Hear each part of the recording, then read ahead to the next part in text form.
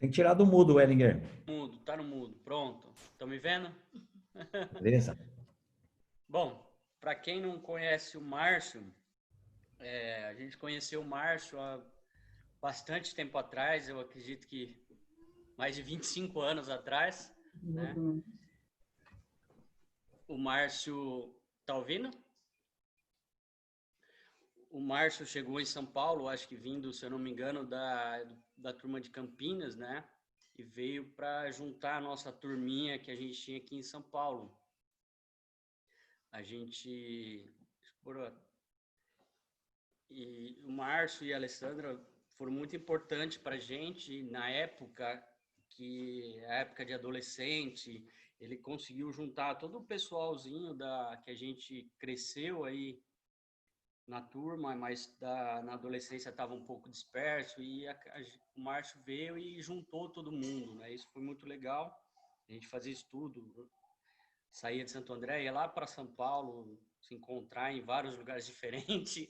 Cada vez a gente estava se encontrando no lugar. E uma coisa muito bacana também que o Márcio fez foi levar o pessoal daqui de São Paulo, a nossa turminha de adolescentes, para Porto Alegre, uma viagem para Porto Alegre, toda a molecada e o Márcio junto. Ele sofreu bastante nessa viagem aí, que a gente aprontou bastante com ele. E foi muito bom que a gente conheceu o pessoal da turma de Porto Alegre, de Curitiba, todo o pessoal lá do Sul, né? E eu acho que dessa viagem, que tem aí uns 20, 25 anos, eu acho que saiu até casamento, se eu não me engano. E foi muito bom. E a gente foi, depois ele mudou para a Espanha, a gente foi até a Espanha também visitá-los, eles vieram visitar a gente quando a gente estava morando fora também. Então o Márcio e a Alessandra são muito queridos aí pela gente, eu acho, por toda a turma, que deixou muita saudade ainda na turma daqui de São Paulo. É isso, mais conhecido como Goiabão. Legal. Tudo bem. É só para vocês resumirem, a história do Márcio estende, né? Só São Paulo, vai para muitas outras cidades. E o trabalho dele, acho que muitos de vocês, de nós, fomos companheiros aí de USP muito tempo. É um homem, ele, a Alessandra, sua família, muito linda. Então, Márcio, tudo isso só para passar a pelota para você, e o estudo hoje está contigo, tá?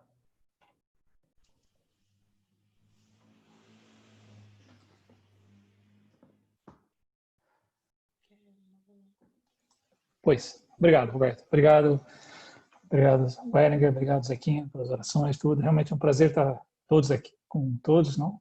Não imaginava, o Roberto antecipou, falou, olha, talvez vai ter mais gente de fora do que de São Paulo, Campinas e Ribeirão. Para a gente é sempre um prazer enorme estar juntos, né? Então, eu agradeço mesmo aí a atenção de todos, o interesse, e bom, é isso aí. Acho que também para a gente não perder muito tempo, talvez no final, depois né, a gente pode conversar um pouco mais, mas talvez para poder respeitar o horário, talvez pudéssemos ir direto já para o estudo. Então, deixa eu pôr aqui, se eu consigo, aqui. Muito bom. Vou colocar aqui também, só um segundinho.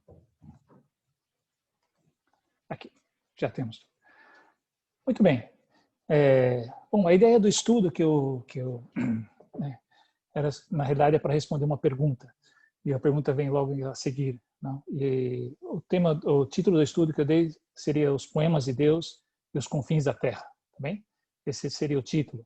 E a ideia do estudo seria mais ou menos tentar responder a essa pergunta. Não? Essa pergunta é uma pergunta que eu encontro bastante nas pessoas com quem nós estamos conversando, não?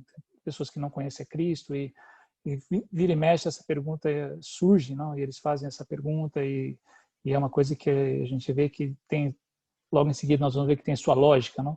Que a ideia seria como Cristo pode ter vindo para toda a humanidade se há inúmeras pessoas que nunca o conheceram, nem o conhecerão antes de suas mortes. Então essa é uma pergunta que realmente tem sua lógica, e eu gostaria que nós atacássemos essa pergunta, tentássemos respondê-la, não? E tivéssemos uma ideia do que as Escrituras falam para nós sobre sobre isso, sobre esse assunto, para que possamos responder a outras pessoas que nos perguntam isso, não? Eu vejo que às vezes também não só perguntam com interesse de entender melhor isso, mas também usam isso como argumento contra, né, o próprio cristianismo. Então essa é uma das coisas que eu gostaria que nós atacássemos, tá bem? Então vamos lá. Aqui um pouco da estrutura, né? Vai ter uma parte 1 que vai ser, nós vamos falar sobre a revelação universal de Deus. Depois tem uma segunda parte que nós vamos falar sobre uma coisa que é a obra exclusiva de Deus, não? E tem a ver com a oração do Zequinha, não? Quando ele falou agradecer a Deus pelo derramamento de sangue de Jesus. Ô, Márcio, a tela, Oi. desculpe de interromper, mas não está É? em formato apresentação o seu PowerPoint. Aqui, então, só um minutinho, então. Vou entrar aqui. Só um segundinho. Acho que agora tá, porque antes não tá. Veja, agora É isso aí, Júlia. Salva o Goiabão aí, Júlia. Salva aí. Lulu, tá passando? Ele tem que pedir ajuda Não para tá os mudando. universitários. Pois é verdade, não, aqui. Então.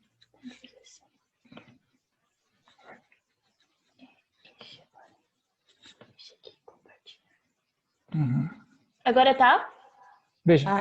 Maravilha. Foi? Não, mas... Como que não tá? Agora sim. Agora passou? Mas não está passando para mim. Uhum. Não tá, peraí. Não está bem. Desculpa, pessoal. Não dá, Lulu. É que nós tivemos problema antes e a Júlia tentou resolvê-lo, mas não foi. Compartilhar isso daqui e agora passamos aqui embaixo. Agora passar. Agora. Tá passando? Todos? Também não. Ainda não. Nós estamos vendo, mas não a formato apresentação. Só que possa ser, tá? Nós não sabemos o que é. Tentamos já. Vamos trocar de computador. Não, trocar não. Agora não. Vamos aqui. Se tentar colocar ali naquela tela, Márcio, e de repente apertar F5, acho que funciona. Qual tela? Pausar e interromper. Peraí, só. O Bruno. Qual, Bruno? Que tela? Normalmente a função F5 faz a apresentação. Ou você vai lá naquele ícone. Aí. É isso aí. Está funcionando. Mas aqui não muda para mim. Esse é o problema. Ela muda para vocês agora, mas não muda para mim. E eu não sei onde vocês estão. Exato. Vamos fazer uma coisa. Qual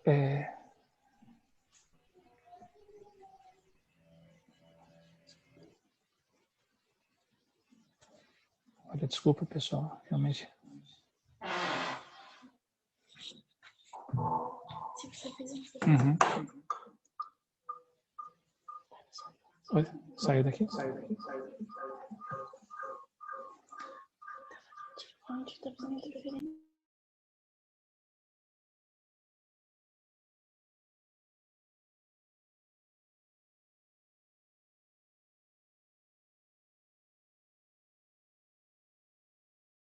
Deixa aqui. Não. Olha, não sei como, não sabemos como resolver. Diga lá, alguém que saiba. E entre novamente. A função fez F5. Escreve aí no outro ladinho.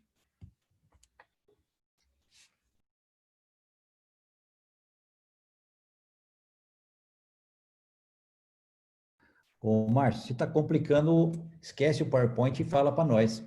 A gente fica muito bem, tranquilo. Ô, Roberto, eu tava vendo o PowerPoint normal e ele normal aqui. Tava aparecendo normal. Tá normal. Tá funcionando, Márcio. Nós estamos vendo, ele está indo para frente, para trás, nós estamos... Agora está passando. Agora deu.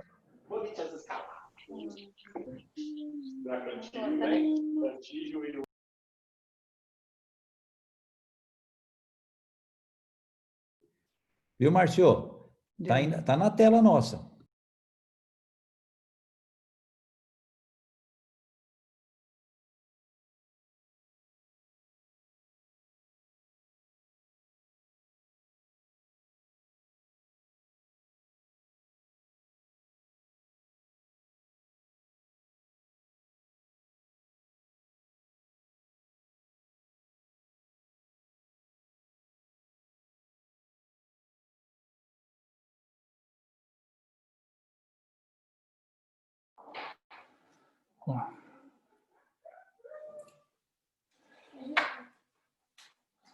Às vezes eu preciso de ajuda para... Estão me ouvindo? É que não sei o som agora. Estamos te ouvindo. No som e vai passando. Eu vou passando os slides para você e você vai falando. Mas Alô? o pai não tem som aqui. Eu não tenho som para mim. Fazemos assim, Eu eu estou vou ouvindo, passando Márcio. Pode Está falar. ouvindo? Ok, desculpa então. Então, tá bem. Ok, desculpa. Vamos lá. Então, vamos lá. Desculpa, vamos lá. Vamos ver se vai dar agora. Então, tentando responder a pergunta, esse vai estar dividido em duas partes, não? A revelação universal de Deus e a obra exclusiva de Cristo. Voltando ao ponto que estávamos falando da oração do Zequinha, quando ele fala que agradecer a Deus pelo sangue derramado, não? E por aí que nós vamos. Nossa, o que acontece? Não está partilhando aqui do outro lado. A Júlia interrompeu aqui. Só um minutinho, pessoal. Tem que fazer aqui, pai. Agora. Share. Agora tá. Vamos lá. Não passa aqui, filha. Não vai, filha. Aqui, pai. Aqui embaixo, olha aqui. Mexe pra tudo. Ok, desculpa, pessoal. Então, vamos lá. Então, pensando numa linha do tempo, então, pensamos na época que Jesus veio no ano zero e pensando quantas pessoas possam ter conhecido Jesus, não? Então, se nós estamos no ano 2020, digamos, se fizéssemos algo assim, nós vamos ver que a quantidade de pessoas que conhecem Cristo seria, digamos, essa faixa verde que tenho aqui, certo? E isso, com certeza, em relação àquela pergunta que tínhamos lá atrás, ela vai deixar fora muita gente que veio depois que Cristo nasceu, não? Que seria essa parte cinza, que nunca conheceu a Cristo. E sem falar daqueles que vieram antes de Cristo nascer, não? Então, ou seja, todas essas pessoas, elas nunca conheceram a Cristo, não? Então, faz sentido aquela pergunta, né? Como que Cristo pode ter vindo para todos, se muitas das pessoas que nunca vão conhecê-lo, não? Então, essa é a ideia da pergunta, tá bem? Então, nisso nós vamos tentar falar sobre isso agora. Os poemas de Deus, os confins da terra. Isso seria, digamos, as diferentes formas de Deus revelar-se a todos os homens e ao longo do tempo, e onde se enquadra a obra de Cristo no plano de salvação, tá bem? Aqui eu fiz aqui um pequeno esquema para tentar ajudar-nos a observar o seguinte. Esse que, de cima para baixo, temos a revelação universal de Deus, o povo judeu e Cristo, não? E do lado direito vemos ali os evangelhos, o Velho Testamento e os poemas de Deus. Então, assim, no topo vemos Cristo, os evangelhos, digamos assim, em termos da revelação de Deus, daquilo que podemos conhecer de Deus, do plano de Deus. Com certeza esse não só Cristo, e também depois através dos apóstolos, é o que mais podemos conhecer, certo? E abaixo dele temos o Velho Testamento, digamos assim, e o povo judeu, que conheciam não tudo, não tanto, melhor tudo, mas não tanto quanto após Cristo, não? E se pensamos ainda antes, né, do povo judeu, que vemos aqui à esquerda, né, 1300, 1200 a.C., que foi a época de Moisés, não? Pensarmos para baixo desse tempo, e também naquele gráfico que eu mostrei, outras pessoas, elas não têm nenhum conhecimento, nem do Velho Testamento, do povo de Deus, do povo judeu, digamos assim, nem de Cristo. E aí que entra algo que eu gostaria de falar, que nós vamos falar hoje, que seriam os poemas de Deus, que é a revelação universal de Deus. Ou seja, nós não vamos falar nem do Velho Testamento, nem dos evangelhos, nem das cartas, entende? Da revelação que vem através disso. Nós vamos falar de outro tipo de revelação, que eu chamei de revelação universal de Deus. Tá bem? E aqui bem à esquerda nós vemos um versículo de Lucas, que eu acho que ajuda-nos também a pensar um pouco isso, não? Que a quem muito foi dado, muito será exigido. E a quem muito foi confiado, muito mais será pedido. Ou seja, digamos assim, quem está mais acima, não? Quem conheceu mais, digamos assim, vai ser mais exigido que ande dentro daquilo, não? E aquele que conheceu menos, que digamos assim, seria essa revelação universal que nós vamos ver, vai ser menos exigido, porque o grau de informação, de precisão, de ideia, de clareza da revelação de Deus, da mensagem de Deus, não é tão alto quanto quando a gente sobe, tá bem? Então essa seria a ideia de onde nós vamos atacar. Então, repetindo, nós vamos falar dessa questão da revelação universal de Deus, que são os poemas de Deus, tá bem? Então vamos lá. Então, sobre a revelação universal de Deus, eu vou usar basicamente três tipos ou três áreas que Deus se manifestou através delas, tá bem? Uma delas é através da natureza, tá bem? Eu diria que seria uma revelação que vem de fora para dentro, tá bem? O que está fora, ok? Depois vocês vão entender por que eu digo de exterior, tá bem? Então, aqui um versículo que é o de Romanos 1, que ajuda-nos a perceber essa ideia da revelação de Deus, da revelação universal de Deus, que é dado através da natureza. Então, vamos ler lá. Pois o que de Deus se pode conhecer é manifesto entre eles, porque Deus lhes manifestou. Pois desde a criação do mundo, os atributos invisíveis de Deus, seu eterno poder e sua natureza divina, têm sido vistos claramente, sendo compreendidos por meio das coisas criadas, de forma que tais homens são indesculpáveis. Por quê? Tendo conhecido a Deus, não glorificaram como Deus, nem lhe renderam graças, mas os seus pensamentos tornaram-se fúteis e os seus corações insensatos se obscureceram. Dizendo-se sábios, tornaram-se loucos e trocaram a glória do Deus imortal por imagens feitas segundo a semelhança do homem mortal, bem como de pássaros, quadrúpedes e répteis. Ok? Então essa passagem lá de Romanos é interessante por quê? Porque ela ajuda-nos a perceber o que Deus revelou através da natureza. Ok? Então aqui eu destaquei algumas coisas que ele fala, né? Que Paulo fala em Romanos. Pois o que de Deus se pode conhecer é manifesto entre eles, porque Deus lhes manifestou. Então veja lá, ele fala que os atributos invisíveis de Deus, o seu eterno poder e a sua natureza divina têm sido vistos claramente sendo compreendidos por meio das coisas criadas. Entende? Então, seja, há um grau de revelação que Deus deu aos homens que faz com que haja justiça. Por quê? Porque todo mundo vai ter acesso a isso, entende? Todo mundo mesmo. Inclusive, se mais abaixo, depois ele fala, de forma que tais homens são indesculpáveis, porque, tendo conhecido a Deus, não glorificaram como Deus, nem lhe renderam graças. Ou seja, isso que Deus revelou através da natureza é o suficiente para que as pessoas pudessem conhecê-lo e glorificá-lo. E aqui é interessante porque aqui está dizendo que o problema do ser humano, um dia diante de Deus, nenhum de nós vai poder alegar ignorância. Ok? Está falando aqui, pois tendo conhecido a Deus. O problema não é ignorância, pois conheceram a Deus, tendo conhecido a Deus. Ok? Por isso que eles são indesculpáveis. O problema não é ignorância, o problema é o quê? Rebeldia. Tendo conhecido a Deus, não glorificaram como Deus, nem lhe renderam graças. Entende? Então, seja, voltando àquela colunazinha à esquerda que eu mostrei, de Lucas, que fala que quem muito foi dado, muito vai ser exigido. E aquele que pouco foi dado, pouco vai ser exigido. É certo que essas pessoas que estão espalhadas pelo mundo ao longo de toda a história da humanidade, todos têm um grau de revelação. Só que esse grau de revelação, como eu mostrei naquela coluna onde aparecia a revelação universal, o povo judeu e Cristo, os poemas de Deus, o Velho Testamento e os Evangelhos e as cartas, poderíamos colocar, isso vai subindo, digamos assim, a quantidade de informação que a pessoa vai tendo com mais precisão do que significa as coisas. É claro que dentro do universo, do mundo, digamos assim, a informação que eles expõem é menor. A gente vai ver isso mais à frente, tá bem? Então é interessante ver que os atributos invisíveis de Deus, seu eterno poder, sua natureza divina, têm sido vistos claramente, claramente. Ok?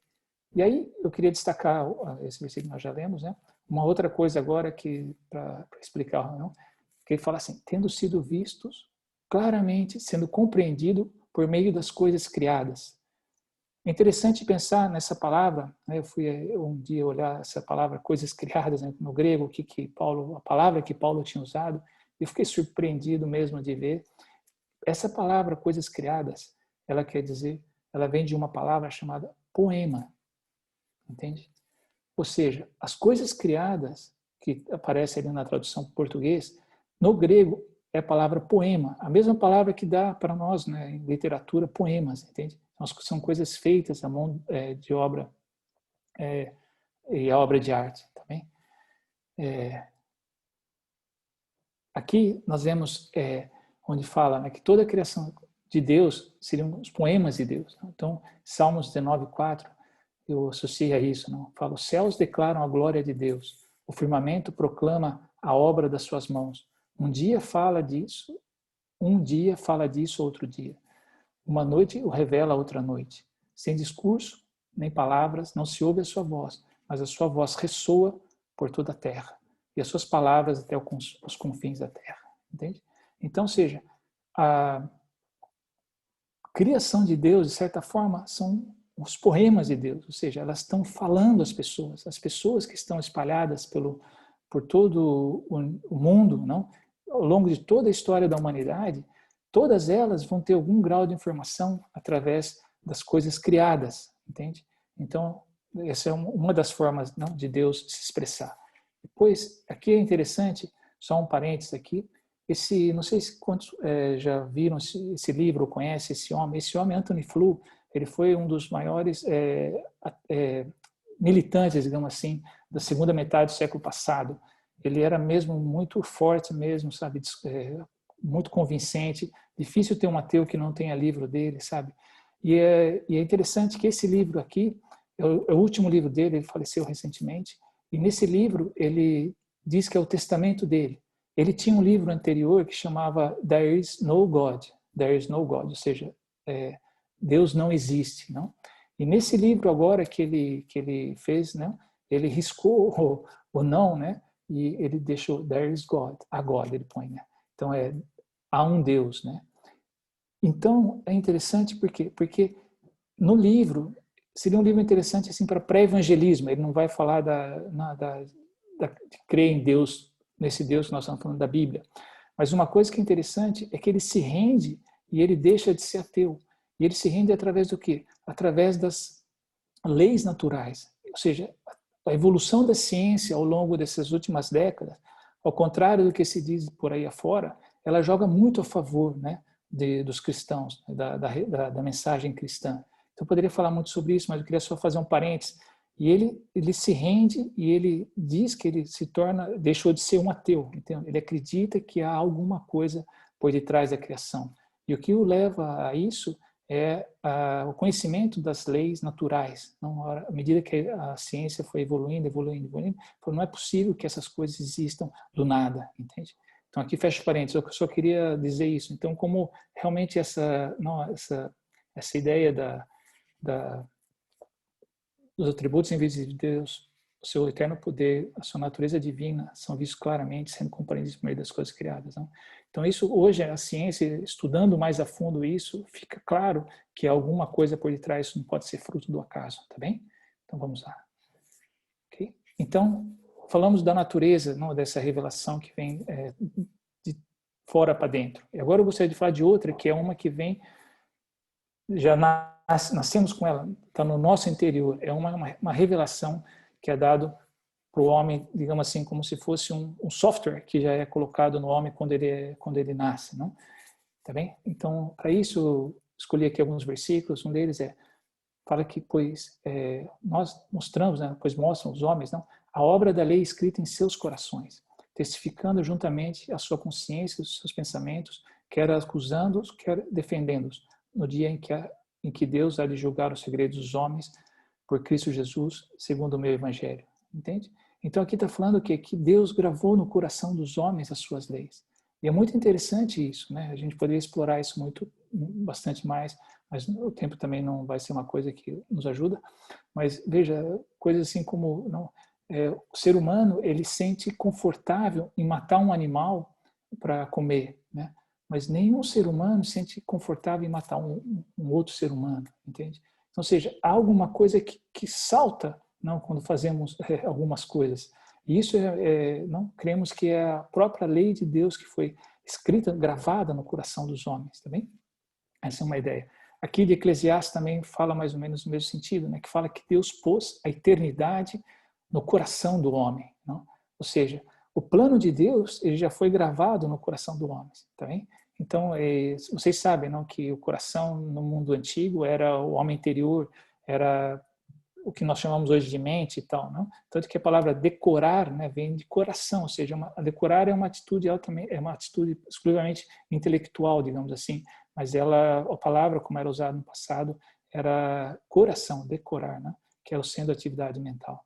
Então, ou seja, Deus gravou nos homens, né, as suas leis, ok? Então, aqui temos já a natureza, que é uma revelação que Deus faz de fora, desde fora, o coração, as leis que gravou no seu coração, que é algo que está dentro dele. E uma terceira, que eu diria, é o uso que Deus faz, ele levanta profetas e sacerdotes, digamos assim, ao longo da história, no meio dos povos, não? E eles, aqui vemos, não? Que Deus, havendo Deus antigamente falado, muitas vezes, de muitas maneiras, aos pais, pelos profetas, nesses últimos dias a nós nos falou pelo Filho, a quem constituiu o herdeiro de todas as coisas, e por quem fez também o mundo. Depois abaixo, esse de Hebreus também. Dia após dia, todo sacerdote apresenta-se, exerce os seus deveres religiosos, repetidamente oferece os mesmos sacrifícios que nunca podem remover os pecados.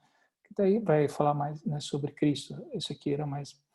Mas é interessante ver que esse sacerdote, e os profetas são pessoas que Deus levanta também com um objetivo, tá bem? Um objetivo dentro daquele processo que nós falamos da revelação de Deus universal, ok? Aqui também tem mais alguns versículos, ele fala que, pois esse versículo de Malaquias 1 é muito bonito. Ele fala, pois do Oriente ao Ocidente, grande é o meu nome entre as nações. Em toda parte, incenso e ofertas puras são trazidos ao meu nome, porque grande é o meu nome entre as nações, diz o Senhor dos Exércitos. Ele está falando que do Oriente ao Ocidente, do nascer ao pôr do sol, entende? É grande o nome dele entre as nações. Bem? Depois embaixo também em Atos tem algo que vai nessa mesma direção. Fala, concordam com isso as palavras dos profetas, conforme está escrito. Depois disso voltarei e reconstruirei a tenda caída de Davi. Reedificarei as suas ruínas e a restaurarei, para que o restante dos homens busque o Senhor, e todos os gentios sobre os quais tem sido invocado o meu nome, diz o Senhor, que faz todas essas coisas, conhecidas desde os tempos antigos, entende? Então, assim, aqui vemos, são alguns versículos que eu trouxe, que eu selecionei só para mostrar um pouco disso, dessa obra do profeta e do sacerdote no meio dos povos. Isso é mesmo muito importante, não? Digamos assim, que é uma das três bases, não, como vimos atrás, não? A natureza, o coração e a sacerdote. E vou explicar um pouco. Se pensamos que temos Deus, não, que está acima, e nós, homens, estamos abaixo, vemos que há aqui digamos assim, vamos fazer uma função que está sendo exercida que vai na mesma direção, não?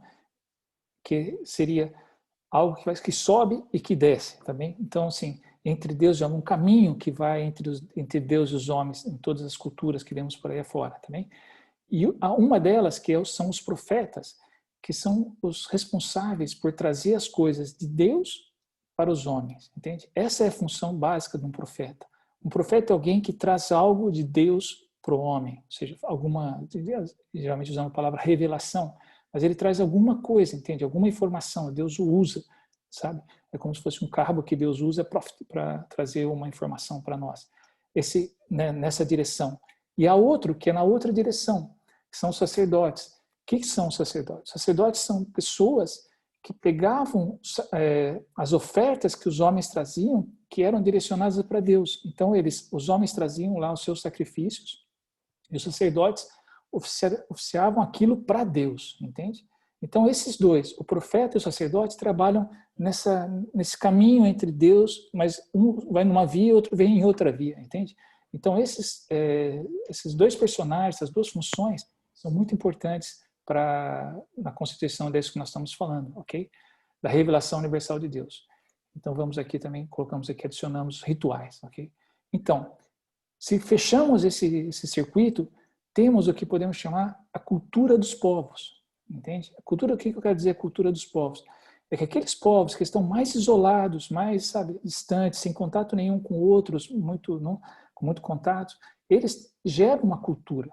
E essa cultura, obviamente, ela está influenciada por essa força de informação, de carga de informação que vem de fora para dentro, que vem de dentro para fora também, e também esses profetas, sacerdotes que Deus levanta, entende? Isso realmente seria, digamos assim, o que o que poderíamos dizer como sendo a cultura dos povos, tá bem?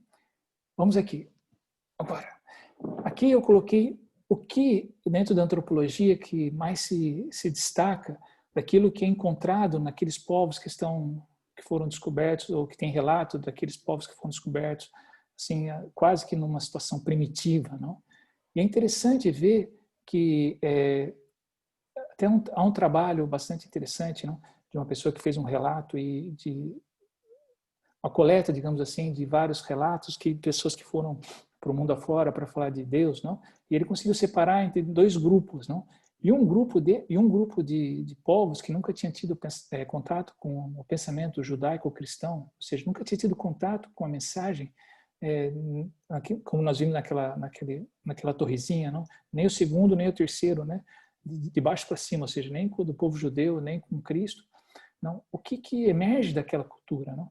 E é interessante ver que a base daquela cultura, da cultura daquele povo, que existia um único Deus, entende? Que havia um problema entre Deus e os homens. Esse problema era causado pelos homens, mas não resolvível pelos homens, entende? Havia a compreensão de que havia uma dependência de Deus para resolver o problema. E que tudo isso envolvia sacrifício e oferta. É muito interessante nós pensarmos isso. Ou seja, aqueles povos mais primitivos, que estão espalhados mesmo por toda a terra, eles geram uma parte deles, estou dizendo, claro, tem outros, nós vamos ver mais à frente. Uma parte deles gera digamos assim, uma cultura que está baseada nesses princípios, entende? E se nós pensamos, esses princípios são o quê? O DNA da mensagem cristã. Ou seja, se resumimos toda a mensagem cristã, nós vamos chegar a essa história, entende? Então, ou seja, de onde eles tiraram essa informação? De onde eles tiraram esses princípios? Daquelas três áreas que nós vimos. Da revelação que veio através da natureza, aquilo que Deus gravou, o software que está no coração dos homens, e também o trabalho de revelação através de profetas e sacerdotes, entende? Então isso é muito interessante. Aqui eu vou contar um pouco só para exemplificar isso, não? Vamos lendo por partes, tá bem? Segundo a historiografia chinesa e coreana, o registro mais antigo com referência a alguma crença religiosa chinesa data do século 11 a.C., ok? 11 a.C. E nele fala-se que dentro daquela região, né, havia o quê? A adoração ao Deus único chamado Shanti. E esse é o Senhor do céu. Era um Deus único, não era um politeísmo, entende? Isso é muito interessante. Ou seja, nós estamos falando de 11 séculos antes de Cristo. É o primeiro registro que se tem onde aparece alguma indicação de religiosidade na cultura chinesa ou coreana. E ali o que aparece é a adoração ao Senhor do céu, o Senhor do céu, entende? Por que isso acontece? Isso acontece nessa dinastia Zhou, que tem aí a data, não? Do século XI até o século VIII a.C. Então, ou seja, quando inicia essa dinastia, esse imperador, ele exige que só ele poderia ser adorado, entende? O povo só poderia adorar o imperador. E isso vai criar um vácuo também, vai criar um problema. Por quê? Porque a nossa tendência, ou seja, aquela força que Deus criou para nos conduzir para cá ou para lá, que nós vimos que é como se fosse o Espírito Santo, entende? Isso leva-nos para um caminho e a cultura de lá desse imperador tentando levar-nos para outro caminho. Mas como eles começaram com essa história, né, da adoração só ao imperador, então nessa época que foi feito esse registro, e nesse momento dizia que havia essa adoração ao Deus, o Senhor do céu, na Shanti, tá bem? Mas olha, eu ponho aqui, reparem que a crença em um Deus único é anterior veja lá, o confucionismo. O confucionismo ele começa no século VI a.C., na dinastia Shu, ok? Então, o confucionismo, eu pus aí também uma explicaçãozinha, a sociedade melhor na Terra, não é uma coisa, veja, ela vem na inércia dessa outra dinastia anterior. O confucionismo não é uma coisa espiritual, digamos assim, entende? É uma coisa mais é uma coisa mais humana, da humanidade, no ideal da humanidade, entende? E digamos assim, para usar como se fosse um placebo, eu coloquei aqui, criou-se a adoração aos ancestrais, porque o homem tinha essa necessidade de adorar algo, entende? Fica um vácuo. A partir do momento que foi criada essa outra cultura, indo contra, digamos assim, a tendência daquela que Deus imprimiu nos homens, criou-se um vácuo. Desculpa. Então, se foi... só tomar uma aguinha.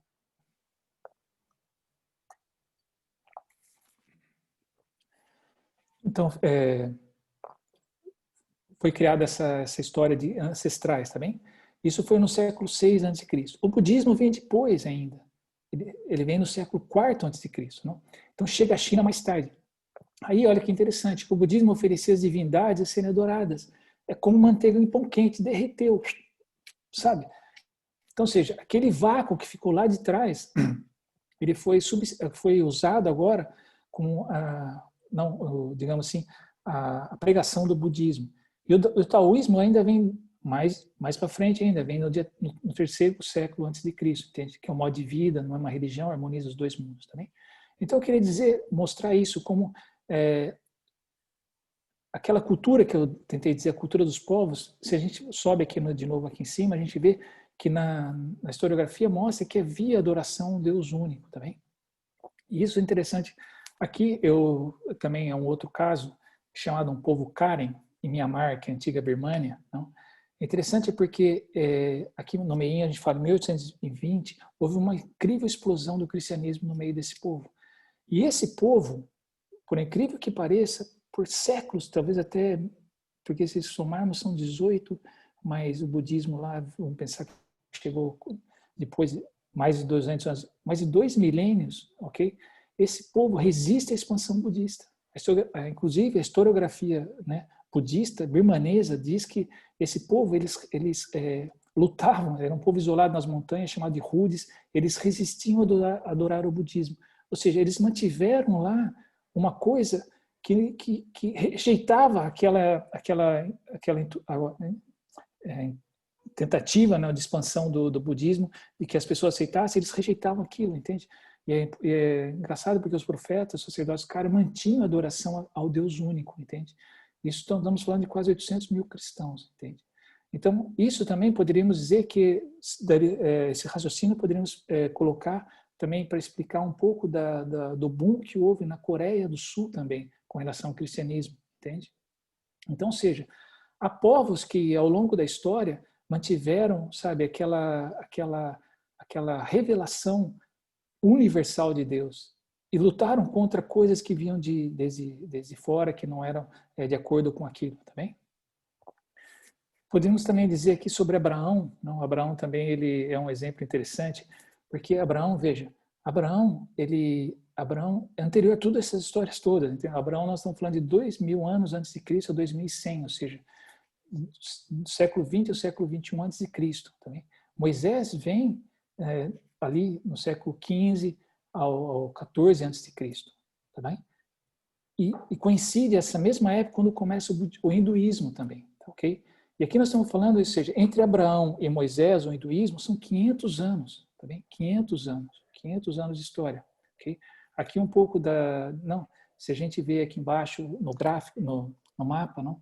Essa mancha verde aqui à esquerda, perto do Golfo da Pérsia, aqui embaixo, Babilônia, escrito Mesopotâmia, Babilônia. Aqui tem a cidade de Ur, que é de onde parte Abraão, entende? Então, se pensamos em Abraão, o que ele era? Abraão, ele era um homem, uma família, ou a família dele vivia numa tribo em Ur, na Mesopotâmia, depois de Babilônia, entende? Que informação que ele tinha, Abraão? O Velho Testamento vai começar a partir 5 séculos depois dele, entende? Se vocês pensarem em 5 séculos, pensemos no tempo que os europeus estão na América, entende? Faz exatamente 5 séculos, ou até mais, tem um pouquinho mais, não muito mais que isso. Ou seja, veja a mudança que houve na América como um todo, entende? Do que era pré-Colombo e depois de Colombo, entende? Então nós estamos falando, ou seja, Abraão veio nessa mesma distância temporal de Moisés, do Velho Testamento, entende?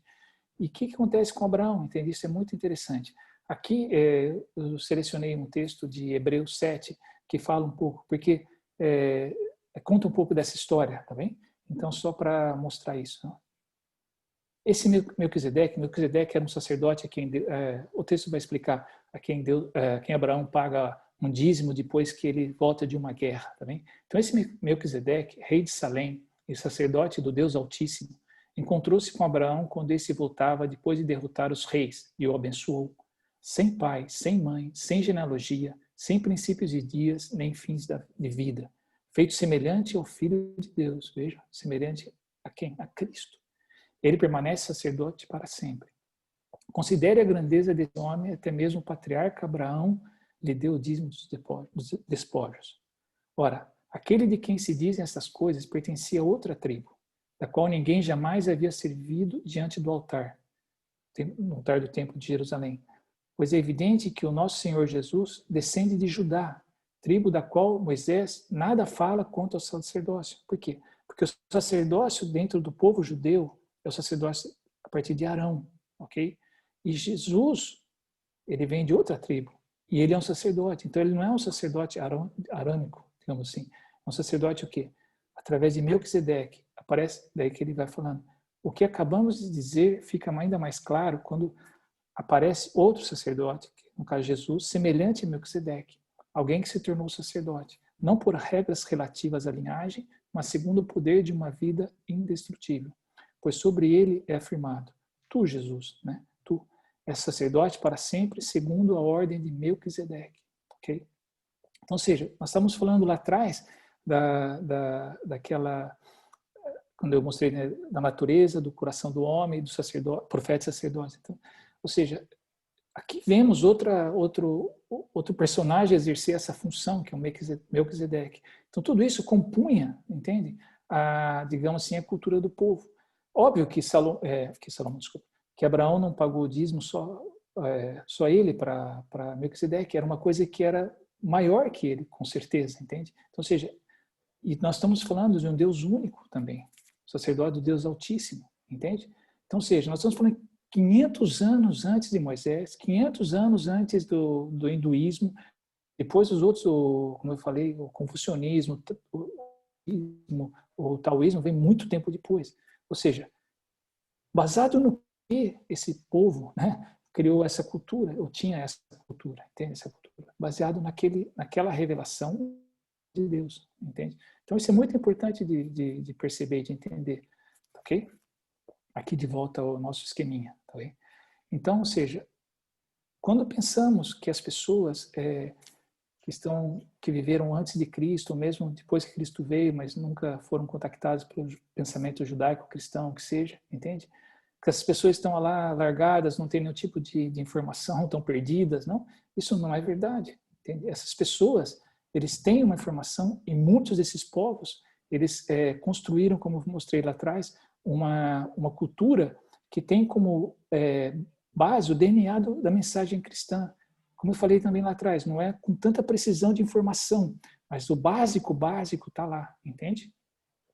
Como eu também disse lá atrás, aquela coleta de relatos que foram, mostra que também há um outro grupo, certo? Um outro grupo de pessoas que pensam diferente, entende? Entende? Aí eu coloquei aqui, né? Onde se encaixam essas outras práticas religiosas, entende? Ou seja, esse nosso esquema ficaria assim, um pequeno déficit aí, problema, não? Manco, se nós não pensássemos onde encaixar as outras práticas religiosas. O que a Bíblia diz-nos através desse assunto, entendeu? Das outras práticas religiosas, tá bem? Então vamos a isso, ok? Então para isso eu escolhi aqui um texto também para a gente pensar nisso. Aqui é um texto de Mateus, né? É uma parábola. Não? Então Jesus lhes contou outra parábola dizendo: o reino dos céus é como um homem que semeou boa semente em seu campo. Enquanto todos dormiam, veio o inimigo e semeou o joio no meio do trigo e se foi. Quando o trigo brotou e formou espigas, o joio também apareceu. Os servos do dono do campo dirigiram-se a ele e disseram: o senhor não semeou boa semente em seu campo? Então, de onde veio o joio? Ele respondeu: um amigo fez isso. Os servos lhe perguntaram: o senhor quer que vamos tirá-lo? Ele respondeu: não, porque ao tirar o joio, vocês poderão arrancar com ele o trigo. Deixe que cresçam juntos até a colheita. Então direi aos encarregados da colheita: juntem primeiro o joio e amarrem-no em feixes para ser queimado. Depois juntem o trigo e guardem no meu celeiro. Ok? Essa parábola ajuda-nos a entender isso, onde se encaixam as outras práticas religiosas. Ok? Explico. Bem? Temos aqui de novo o nosso pequeno esquema. Ok? Lemos agora Mateus 13, de 24 a 30.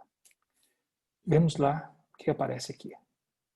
Um inimigo semeou o joio no meio do trigo. Ok? Pois bem, temos quem? O inimigo. O inimigo, como fala em João 10, é o ladrão que vem para roubar, matar e destruir. Não. A palavra adversário, Satanás, significa adversário. Ok?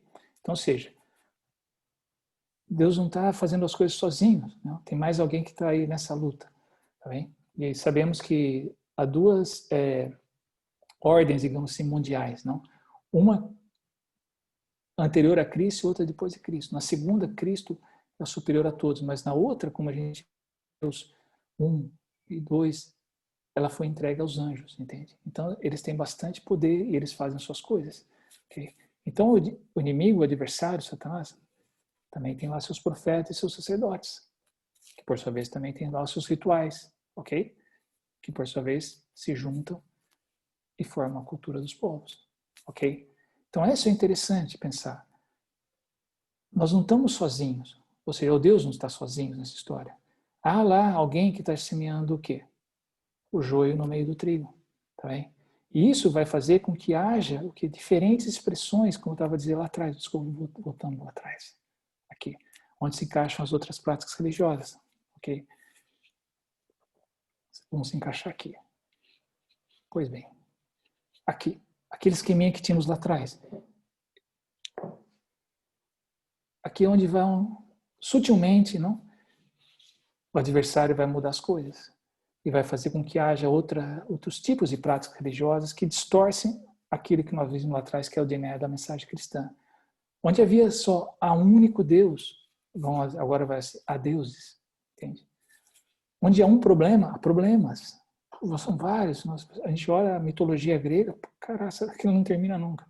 Entre os deuses e os homens, entende? Há problemas entre Deus e os homens. Problemas que não eram causados pelos homens e pelos deuses. Porque esses deuses tampouco são muito bons, entende? Tem suas coisas ali também. E, por incrível que pareça, aparece resolvível pelos homens também. Ou seja, até então era resolvível só por Deus. E agora o inimigo vai semear uma coisa que vai ser o quê? Nós também podemos fazer coisas, entende? Que vão garantir a nossa, alguma coisa, digamos, no pós-morte, coisa do tipo, entende? A dependência de Deus para resolver o problema cai fora. E interessante, isso é muito interessante, porque isso é difícil de arrancar dessas culturas. Envolvia um sacrifício, uma oferta, tá bem? Então tudo isso nós vemos que é fruto daquela semeadura que o inimigo, que o adversário, o inimigo faz, então através dos seus profetas, através dos seus rituais, e vão criando outras formas, outras expressões religiosas, tá bem? O que acontece? Já não é mais o DNA da mensagem cristã, tá bem? Tá lá o quê? O joio no meio do trigo, tá bem? A mensagem cristã que nós vimos era outra, era essa aqui. Não? Há um único Deus, há um problema entre Deus e os homens, o problema causado pelos homens, mas não resolvido pelos homens, a dependência de Deus para resolver o problema, envolvia sacrifício e oferta. Ou seja, assim, o fundamento mais básico das culturas mais primitivas chegavam a esse ponto, entende? E aí estava o DNA da mensagem cristã. Então vamos avançar. Ok? Vamos agora para a parte 2, sobre a obra exclusiva de Cristo. Tá bem? Voltando ao esqueminha. Primeiro nós falamos de há um Deus único. Tá bem? Então vamos tirar isso agora. Agora vamos nos concentrar nessa parte com mais informações, não? Que, como eu falei no início, quando o Zeca orou, agradecendo pelo sangue derramado de Cristo, é tudo a ver com isso mesmo, entende? Que essa segunda parte realmente é muito interessante, nós vamos ver o finalzinho dela, concluir alguma coisa que eu acho que vale a pena também. Então, se pensamos nesse pacote aqui, né, que há um problema entre Deus e os homens, que esse problema foi causado pelos homens, mas os homens não podem resolvê-lo, que nós dependemos de Deus para resolver, não, e que isso envolve um sacrifício, uma oferta, não. Isso tudo gera nos homens um sentimento de dívida, de sacrifício, de adoração, entende? É interessante pensar que esse sentimento de dívida, sacrifício, de adoração, que nós vemos assim estendido por todos os povos, eles são produzidos por esses princípios que nós estamos vendo, tá bem? E agora eu queria só usar falar sobre o Evangelho de João para poder juntar passar dessa primeira parte para a segunda, ok? Aqui, para resumir, também não queria me estender muito, por isso eu coloquei aqui. O João é interessante, porque João são 21 capítulos também. Grosso modo, é muito interessante, porque a primeira metade, que vai até ali o capítulo 12, porque se vocês olharem um pouquinho para baixo, aparece um 12:23, que quando Jesus fala, é chegada a hora. E Jesus tinha falado várias vezes que ainda não é chegada a hora, principalmente quando nós vamos a isso no 2:4, quando Maria fala, né, que acabou o vinho da festa e tal, ok? Mas então ali há uma virada. Antes, então, seja do 1 até esse ponto, que eu chamei aqui em cima de primeira metade, hein, é muito interessante, porque passam 2 anos, porque se pensamos que Jesus trabalhou 3 anos, ok? Vamos tomar como Jesus tendo trabalhado 3 anos. Essa primeira metade, ela engloba 2 anos, 11 meses, 3 semanas, ok? Quanto falta para 3 anos? 1 semana, que é essa segunda metade, ok? E é interessante ver, já vamos a isso, que a segunda metade, ela vai ali do 12:23 ou 13, que seja, é 1 semana. No capítulo 12:1, no comecinho fala 6 dias antes da Páscoa, Jesus vai ser morto na Páscoa. Então, nós temos ali 1 semanita até a morte dele e tal, enfim, depois ele vai ressuscitar, enfim, ok? Temos ali 1 semanita ali que ele vai agora já deixar o ministério público dele e vai se concentrar nos discípulos. Então, seja o 13, 14, 15, 16, ele está tendo o trabalho dele concentrado onde? Com os apóstolos, com os 12, ou 11, né?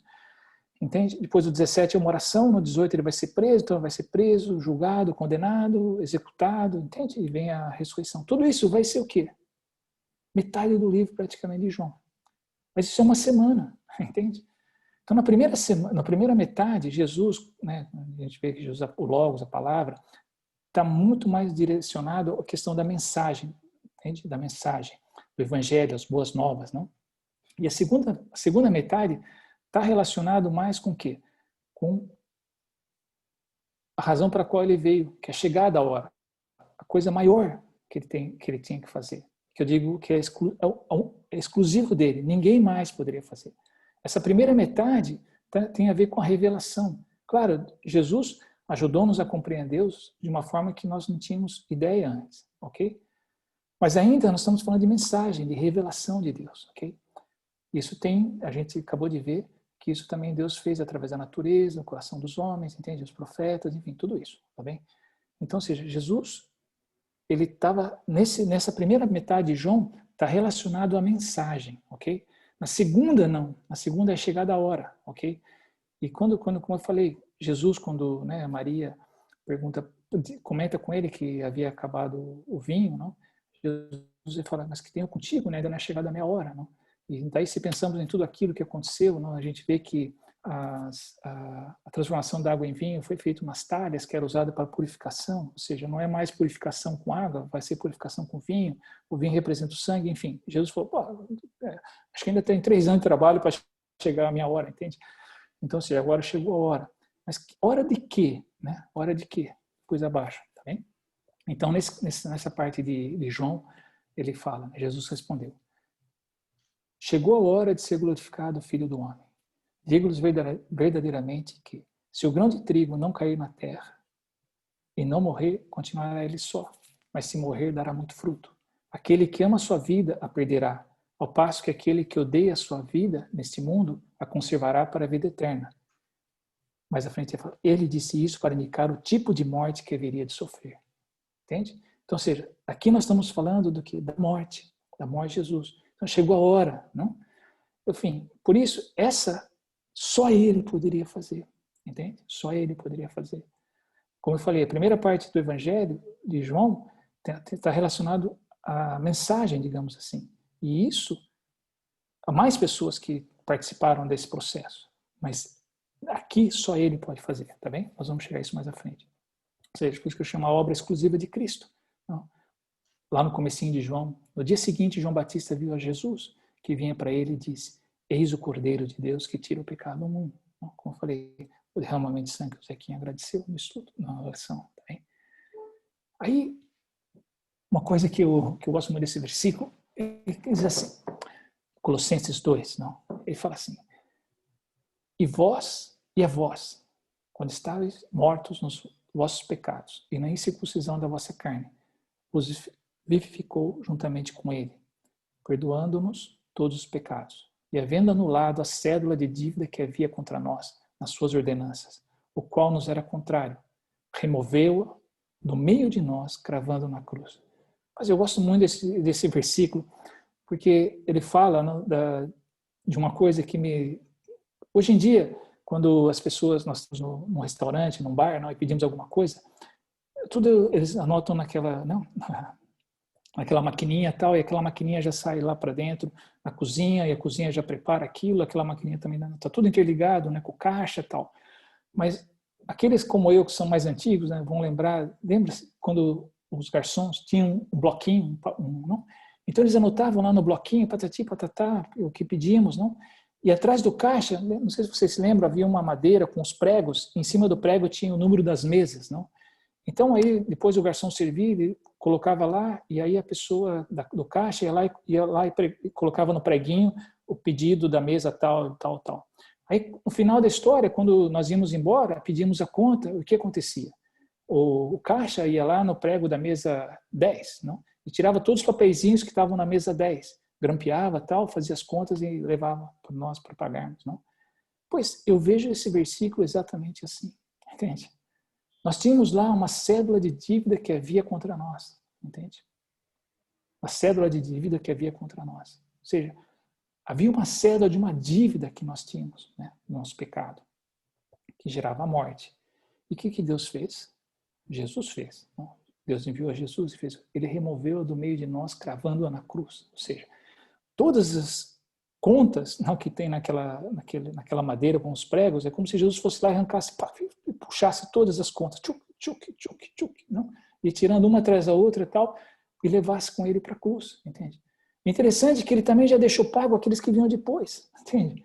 E pagou também por aqueles que vieram antes, entende? É isso que nós vamos ver logo em seguida, entende? Ou seja, Jesus, quando ele morre, ele anula, não, toda a cédula de dívida que há de todos nós, não? É interessante porque eu cortei para não... Já estou me estendendo mais, não sei quanto tempo eu já estou aqui, mas cortei uma parte de Romanos 1, 2 e 3 e o 4, quando chegava em Abraão, que é muito interessante, porque ali 1, 2 e 3, Paulo, o 4, né? Ali é uma linguagem de Paulo, uma linguagem de fórum, entende? Uma linguagem de justiça, não? E tanto a palavra justificado, não? É uma palavra forense, é uma palavra de fórum, entende? Quer dizer, absolvido, entende? Ou seja, nós fomos absolvidos, não porque não cometemos o crime, o problema, entende? Mas porque alguém pagou por nós, por isso que era a morte, e Jesus morreu por nós, não? Entende? Então aqui, eu falo outra vez, a obra exclusiva de Deus era o quê? Até então? Um mistério, enfim. Entende? Interessante por quê? Porque vemos também nas Escrituras que não se sabia como Deus ia resolver aquele problema lá atrás, entende? Todos nós, até antes de Jesus, não, nós não, porque não vivemos lá, mas todas as pessoas até antes de Jesus, e que se mantinham dentro daquilo que Deus havia revelado, confiavam e criam que Deus ia fazer alguma coisa, mas ninguém sabia o que Deus ia fazer, entende? Era um mistério até então. Por isso que em Romanos, né, Paulo fala, mas agora tem se manifestado a justiça de Deus pela fé em Cristo Jesus para todos que creem, sendo justificados, absolvidos gratuitamente pela sua graça. Nós fomos absolvidos gratuitamente pela sua graça, mediante a redenção que há em Cristo Jesus. Lá atrás, voltando a Abraão, entende? 2000 anos antes de Cristo, Abraão, vosso pai, exultou por ver o meu dia, viu e alegrou-se. 2000 anos atrás, como que Abraão viu o dia de Jesus? Por fé. Abraão tinha fé que Deus faria alguma coisa. Ele sabia que ele não poderia resolver o problema que ele criou com Deus. Ele dependia de Deus, mas ele confiava que Deus o faria em algum momento, entende? E chegou esse momento, é chegada a hora, veio Jesus e o fez. Tá bem? Pela fé, Abraão, sendo chamado, obedeceu, saindo para um lugar que havia de receber por herança, e saiu sem saber para onde ia. Pela fé, peregrinou na terra da promessa, como em terra alheia, habitando em tendas com Isaque e Jacó, herdeiros com ele da mesma promessa, porque esperava a cidade que tem os fundamentos, da qual o arquiteto e o edificador é Deus. Entende? Então, Abraão viu esse dia de Jesus por fé. Ele, como todos antes, e ainda hoje para alguns, é um mistério. Ninguém sabia. Eu creio que nem Satanás sabia, porque se ele soubesse, ele não teria trabalhado para matar Jesus, porque ele deu um grande tiro no pé. Ele teria colocado Jesus num lugar que ninguém botava a mão no gajo. Ninguém bota a mão nele, pá, entende? Foi um grande tiro no pé, né? E aí até da nossa época da geologia do Zequinha, do Douglas, né, que tinha lutado judô, ensinou uma coisa que eu nunca esqueci e sempre digo, né, as pessoas, contando uma vez no estudinho que nós tivemos, estávamos falando de Satanás, e ele, tentando explicar um pouco, ele falou: Marcião, sabe que o que você disse agora é o que é a chave no judô? Não, ele estava explicando. No judô, nas lutas marciais, lutamos com pessoas basicamente do mesmo peso. E a chave, quase sempre temos a mesma força. A chave é usar a força que a pessoa está aplicando contra você, contra ele próprio. Quem conseguir usar isso vai ganhar a luta, entende? E é o que Deus faz. Não? Satanás vem para roubar, matar e destruir, vem com todo aquele ímpeto dele, e Deus usa aquilo contra ele. E matando Jesus, não, ele abriu as portas para que nós pudéssemos sair da escravidão do pecado. Não? Como a gente sabe, não, ali quando Jesus morre, a cortina, né, que é como se fosse uma porta, não, que separava o santo dos santos, não, cai, ou seja, o acesso a Deus, o santo dos santos está desimpedido. Né? Bem, aqui um pouco mais do mistério, não? É interessante que Efésios também fala do mistério, nos revelou o mistério da sua vontade. Para não gastar mais tempo, eu também vou avançar com isso. Também fala sobre o mistério que esteve oculto durante épocas, gerações, né? Mas que agora foi manifestado também. Então, ou seja, voltando ao versículo de Colossenses que eu disse que eu gosto muito, não? Porque tem essa palavra cédula da dívida, não? E removeu no meio de nós, cravando na cruz. Não? Aqui, só para exemplificar um pouco isso. Não? Aqui eu diria que o plano de Deus, não, na realidade, é um plano de resgate, sabe? É um plano de resgate. Como eu falei, basicamente ela se divide em duas partes. A gente viu lá a parte da mensagem, não? Que vimos os evangelhos, o Velho Testamento, a revelação, nos focamos na revelação universal, né? Mas falamos um pouco do evangelho através de Cristo, ok? Isso, embaixo temos o sacrifício que é Cristo, não?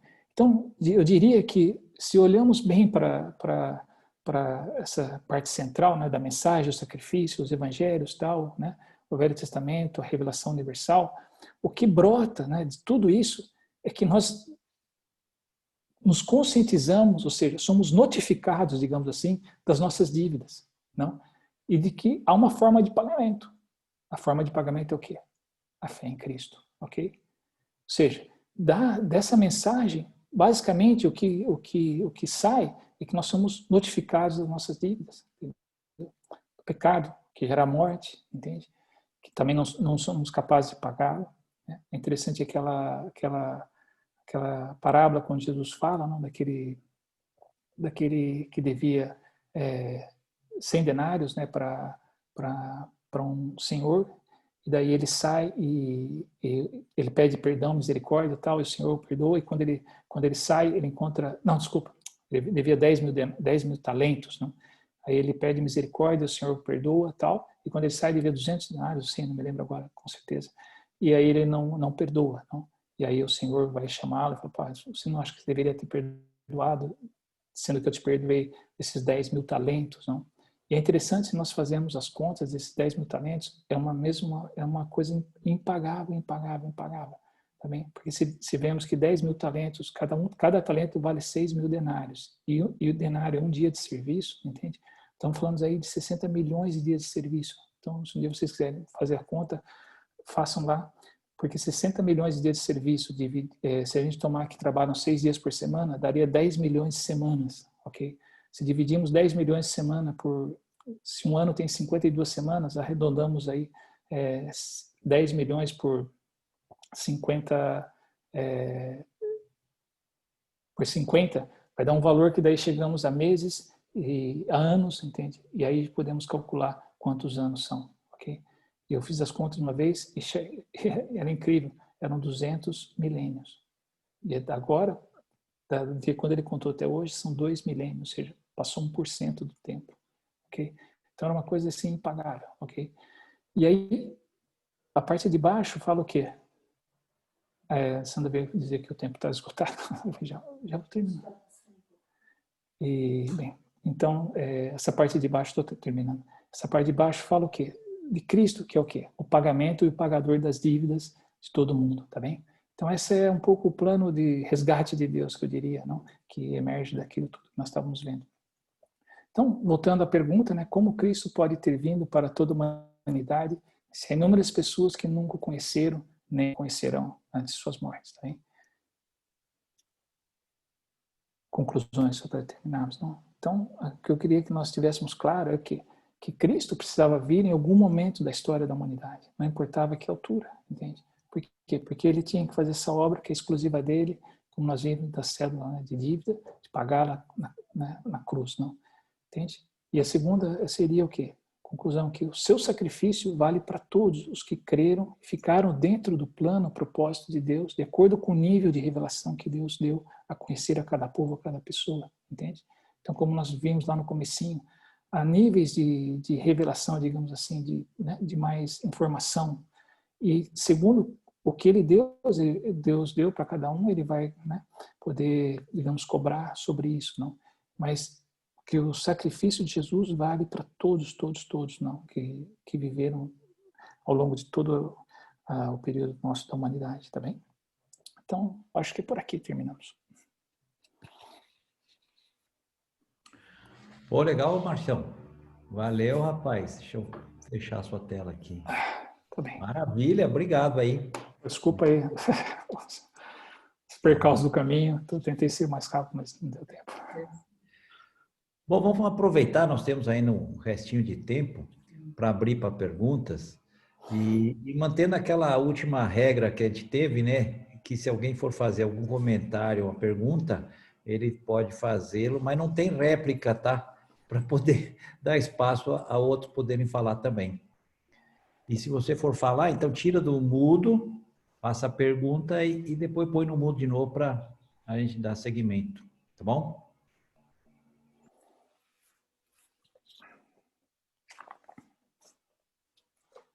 Roberto, me permite fazer um agradecimento ao Márcio. Não é pergunta, não, mas eu quero agradecer demais pelo ânimo que eu estou sentindo no meu coração por esse conteúdo que ele preparou para a gente. Eu achei fantástico. Muito obrigado, amigo. Obrigado a você, Laura. Prazer, foi. Glória a Deus.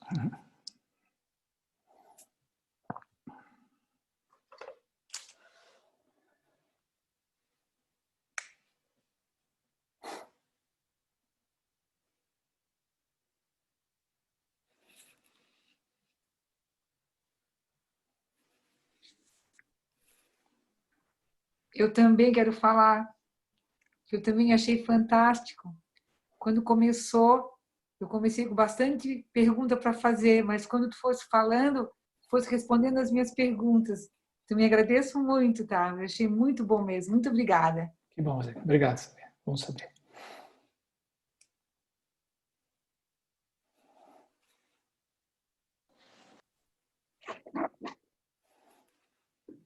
Márcio?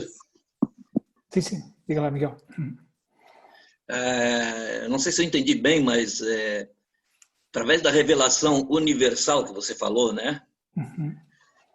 Através da natureza e tal, você acha que o homem poderia ser salvo dessa maneira? Se ele mora num povo afastado, se ele não teve a outra oportunidade? Porque nós aprendemos que para ser salvo tem que passar por Jesus. Jesus é o caminho, a verdade e a vida, né? Ninguém vem ao Pai senão por mim. Então, eu só queria que você me desse um pouquinho mais de... Não, exato. Não, uma coisa não exclui a outra, entende? Como eu tentei explicar, é que é interessante que se olhamos Romanos 11, Paulo fala que a segunda vinda de Cristo está condicionada ao quê? A que chegue a plenitude dos gentios, ok? Então, ou seja, nós estamos falando de dezenas de milhares de etnias que precisam ouvir falar de Cristo, ok? Então, ou seja, Cristo precisa não ser mais um mistério, digamos assim, para todas as etnias da Terra. Quando isso acontecer, Jesus vai voltar. E vai haver uma conversão em massa, provavelmente, dos judeus. Isso está ali em 9, 10 e 11, ok? Mas, como eu tentei explicar, o homem, ele tem a informação básica para como foi Abraão, entende? Para esperar que Deus resolva aquele problema que ele sabe que ele criou. Então, seja, toda a revelação universal, seja pela natureza, o coração do homem, tal como eu tentei explicar, pode gerar no ser humano essa compreensão, digamos assim, que está baseada no DNA da mensagem. Se não fosse assim, seria injusto até. Por isso aquela pergunta inicial que eu estava dizendo logo no início, entende? E tentar separar Jesus, uma parte do trabalho dele está relacionada à mensagem, mas essa mensagem não está condicionada só a ele nem ao povo judeu. Isso é muito maior. O próprio, em Hebreus fala, não? O próprio Melquisedeque nunca fez parte do povo judeu. Jesus é comparado a Melquisedeque, entende? Então, ou seja, a revelação, ela traz essa informação a todo mundo. E é muito interessante, que eu não podia ter comentado mais coisas, mas há inúmeros missionários que saíram pelo mundo afora e eles chegaram em tribos que estão distantes, isoladas. E a hora que eles apresentam a mensagem, como aquela que eu falei daquele povo Karen, no Mianmar, aquilo cai como uma luva, pá. Porque aquelas pessoas, elas têm uma cultura que está baseada na revelação de Cristo, entende? Até interessante num relato que foi que um senhor chinesinho falou, pô, mas por que só agora? Ele já era velhinho, sabe? Por que só agora vocês vieram falar de Cristo? Porque eu esperei isso a vida toda. Entende? Ou seja, igual a ele, outros morreram esperando. E para todos eles que morreram esperando, Jesus morreu por eles. Então, ou seja, uma coisa não invalida a outra. Diga. Desculpa. Não, eu peço desculpa aí, pode concluir. Ah, tá bem, já. Não, tá bem, Miguel. Acho que depois podemos falar mais, se não ficou claro ainda. Para não repetir. Marcião, valeu também, gostamos bastante. Aí uma pergunta que sempre surge, né?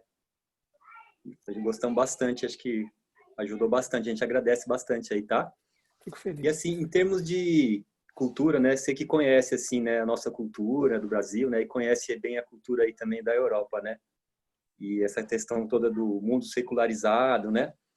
Você acha que esse tipo de questionamento, você percebe que ele acontece mais aí do que acontecia aqui? Ou você percebe alguma relação entre isso? O tipo de questionamento da pergunta, perdão. Isso. Ah, sim. Olha, sendo honesto, as pessoas falam, mas eu acho que, claro, o mundo ocidental ele passou, digamos assim,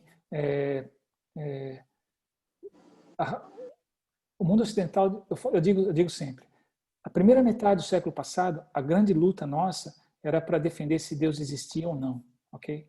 Se Deus existia ou não. Era o período dos ateus, tal, né? C.S. Lewis e, né, todo esse povo aí todo. A nossa luta, essa metade de século, não vai ser essa. A nossa luta não, porque o próprio livro do Anthony Flew é uma prova disso. As pessoas estão deixando de ser ateias para serem agnósticas, ok? E a nossa luta vai ser um versículo, que é o que o Miguel acabou de falar. Só um caminho, Jesus. Eu sou o caminho, a verdade e a vida. A nossa luta, nesse momento, é o quê? É que Jesus seja o único caminho. Mas por que a nossa luta é essa? Porque as pessoas estão se abrindo para o mundo espiritual. Porque depois de 200 anos de iluminismo, de racionalismo, então as pessoas estão vendo que a razão é importante, mas a razão não explica tudo, entende? Então o mundo ocidental também está se convencendo de algo que tem algo para cima do teto. Claro que eles vão olhar de outra forma, Entende? Como eu falei, o inimigo vem semear o joio sempre e vai continuar vindo, ok? Se possível, para enganar os próprios eleitos, ele fala lá em Coríntios. Enfim, então, assim, eu acho que a busca por Deus, por alguma coisa, por alguma resposta, está crescendo muito nesse momento. Mas a dificuldade vai ser que nossa luta, como eu já disse, não vai ser dizer se Deus existe ou não, mas se Jesus é o único caminho. Verdade, verdade. Pai, Oi, filha, fala. só para adicionar, não sei se responde também a pergunta, mas tanto eu quanto a Luísa, nós convivemos muito com pessoas da nossa idade que, por acaso, têm bastante essa pergunta. Mesmo pessoas que já são cristãs, e muitas delas católicas, têm bastante esta dificuldade de distinguir aquilo que o pai estava dizendo, que é porque é que Jesus é a única salvação para nós. E este estudo que o pai deu também é um tema de conversa bastante que nós temos bastante aqui em casa por causa disso, porque nós temos bastantes amigos que de vez em quando, tanto agnósticos, muitos deles ateus, ou até mesmo pessoas cristãs, católicas, que têm bastante esta dúvida. Não sei se, em comparação ao Brasil, não saberia dizer, talvez o pai saiba dizer melhor, mas surge bastante essa pergunta aqui também, pelo menos entre os jovens. Tudo bonitinho. Obrigado. Você sabe que eu estava pensando nisso agora, de onde é que pode ter vindo essa dúvida, porque era uma dúvida muito presente na minha vida durante muito tempo, né? Ainda mais eu que sou filha descendente de negros, umbandistas, então eu tinha uma visão assim de os meus se perderam todos, né? Porque da onde eles vieram não tinha nada disso, né? E eu lembro que é uma eu fui criada no catolicismo e tem o credo, e ele fala, né, que Jesus vai voltar e vai julgar os vivos e os mortos. Aí eu pensava, estão perdidos. Eles não conheciam a Jesus, como é que eles podem ser julgados por essa métrica, né? Daqueles que foram salvos. Exatamente. Então, eu acho que isso que o Márcio respondeu agora é uma coisa que eu acho que eu já ouvi falar, mas eu nunca tinha ouvido falar com tanta clareza, sabe? Assim, com tanta objetividade sobre essa certeza, quer dizer, não é isso, né? Não vem julgar ninguém, né? Ele veio para salvar. Para salvar. Né? De alguma forma, as pessoas foram salvas, nunca nem tendo ouvido falar dele. Exatamente. Não, sim, ouviram no certo sentido, como eu estava tentando dizer, porque é muito interessante isso, porque a antropologia, essas pesquisas, hoje a história da religião tem crescido muito também, os relatos dos missionários que foram, sabe? Então tudo isso mostra como povos que estão mesmo assim isolados, nunca tiveram contato com o pensamento judaico-cristão, de repente quando chegam lá os missionários encontram um povo que tem o DNA da mensagem cristã, pô. Crê num único Deus, como está falando na China, na Coreia, entende? A historiografia mostra que o primeiro registro que há, que é do século XI a.C., mostrava a adoração a um Deus único, entende? Então, e esse sentimento de que é um problema entre Deus e os homens. É claro, isso é muito básico, mas é o DNA, entende? É o DNA, não importa. Então, a pessoa morreu lá, crendo isso, que existe um único Deus, que entre ela e Deus há um problema e que ela não pode resolver aquele problema, ela depende de Deus, entende? E está lá fazendo seu sacrifício, seja a forma como for, como faz. Ou seja, essa pessoa morreu como nós, como foi falado de Abraão, entendeu? Ele viu o dia de Jesus. Abraão veio 2000 anos de Jesus, mas ele viu por fé. Ele esperava que Deus resolveria o problema. E isso era um mistério, nem Satanás sabia. Porque, como eu falei no estudo, se Satanás soubesse, eu creio piamente que Satanás teria blindado Jesus, colocado num carro forte, falando, ninguém bota a mão no carinha, porque ele não pode morrer por vocês, pá. Entende? Por quê? Porque ele está dando um tiro no pé dele. Era um mistério mesmo. E ainda continua sendo um mistério para muita gente, o que o Miguel estava falando. Mas não importa que seja um mistério. Mas Deus vai ser, digamos assim, Deus vai ser justo com todas as etnias. Porque quando Jesus fala lá em Mateus, ide a todos os povos, todas as nações, a palavra é etnias. Deus vai ser justo, ou seja, todas as etnias vão saber, a todas as etnias vai ser revelado esse mistério, entende? A todas as etnias, não vai sobrar uma etnia que não vai ser revelada. Quando isso acontecer, chegou a hora. Entendeu? É o que Paulo fala em Romanos 11. Entende? Então, ou seja, Deus vai mesmo ser justo, honrar essas pessoas que morreram por fé. Porque naquela cultura, um dia vai ser sabido que aquele mistério foi desvelado por Jesus, foi pago por Jesus, digamos assim. Entende? Isso é muito importante, e isso ajuda-nos muito, sabe, a ter mais convicção na nossa fé também, porque as pessoas às vezes colocam perguntas que realmente são bastante complexas da gente pensar, entende? E vão minando e vão fazendo com que confusões nas nossas mentes. Márcio, tudo bem, Márcio? Olá, tudo bem, Ivan? Mas uma questão, ver se eu não estou errado em pensar assim. Quando tu referiu a parábola do joio e do trigo, eu achei muito interessante. Do que? Parábola de quê? Do joio e do trigo. Desculpa, ok. Uhum. Ali eu refleti a respeito de que ela pode ser muito atual, né, diante do que nós temos de presente no mundo, né, da maldade se expandindo de uma forma descomunal, né, e a rigor, digamos assim, isso não é tolhido, essa maldade não é tolhida. Poderia-se fazer esse comparativo de que ela está sendo deixada crescer para o momento adequado de ser cortado esse joio todo, que é a maldade, para a hora da colheita que Deus determinar, mas tu me entendeu? Eu entendi a pergunta. Eu não saberia dizer exatamente nesse sentido, mas a Alessandra sempre diz uma coisa que eu gosto muito, ela fala assim, que o amor está se esfriando, o amor vai se esfriar, não? E uma outra coisa também que uma vez eu li, não, que eu achei muito interessante, quando fala do sal, né? Quando Jesus fala nós somos sal e a luz, né? Uma coisa que ele fala do sal, se nós olhamos a função do sal no mundo antigo, ela basicamente o sal era tão importante porque a palavra salário vem de sal, né? Porque eles eram pagos, né, com uns sacos de sal. E o sal era muito importante, não só para condimento, para dar sabor, né?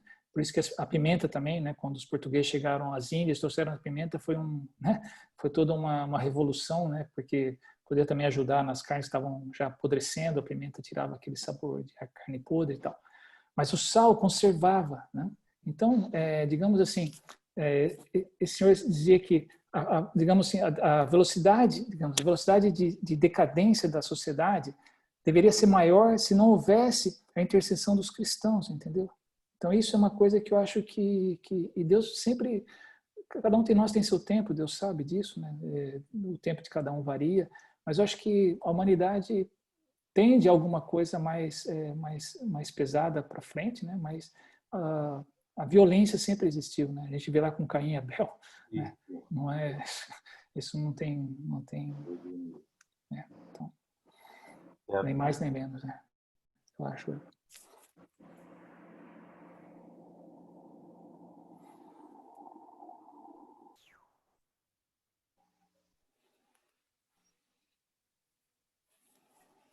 Bem, eu acho que é isso então, né? Muito legal, bem interessante, Márcio, muito agradecido aí, e a coragem de você levantar esse assunto no nosso meio para todo mundo, né? É muito legal. Esse grupo aqui tem sofrido uma evolução, porque começou só com a turma de São Paulo, aí a gente decidiu ampliar nosso convite para a turma de Campinas, que estava querendo também, estava convidando as mesmas pessoas. Depois entrou o pessoal de Ribeirão, e hoje, né, alguns se manifestaram. Eu queria dar as boas-vindas aí pelos gaúchos que estão presentes. Melhorou muito o nível, quero falar isso, tá? Não porque eu sou gaúcho, mas melhorou muito o nível da reunião com a chegada dos gaúchos. E eu falo dos catarinenses, né? Catarinense. Então, a gente vai poder abrir para mais gente quando, né, tivermos as outras reuniões, tá bom? Mas pelo horário, gente, obrigado, Márcio, obrigado a todos, né? Eu que agradeço, Roberto. Eu agradeço a todos também a atenção. Desculpa, não, eu tentei fazer por películas para ver se eu conseguia manter o